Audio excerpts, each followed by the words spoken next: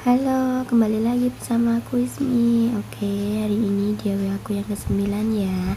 Yang baru gabung jangan lupa subscribe channel aku ya. Terima kasih and happy watching.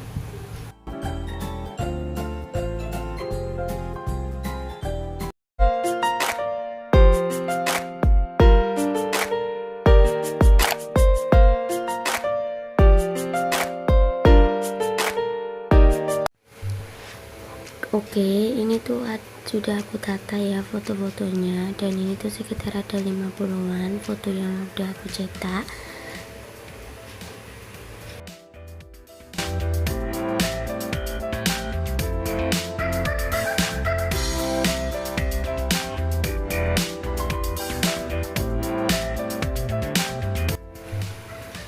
Dan setelah itu aku pakai wallpaper dinding, aku taruh di dinding kayak gini, aku tempel supaya ketika fotonya aku kasih double tip di tembok biar waktu dijabut itu nggak rusak.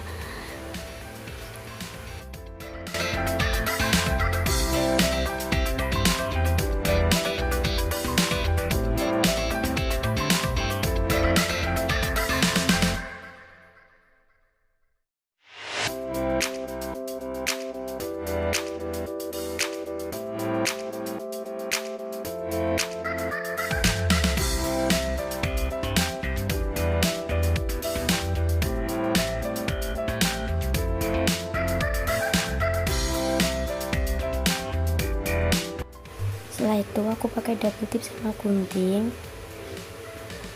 buat nempel foto-fotonya di atas wallpaper gini ya.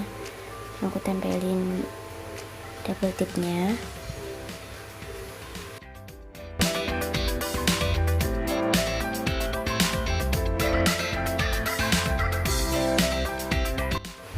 Dan setelah semuanya tertempel double tipnya, sekarang aku tempelin fotonya kayak gini satu persatu. Aku urutkan sesuai yang bentuk tadi udah aku tata. Lanjut di bawahnya juga masih sama kayak atasnya, aku kasih double tip juga kayak gini.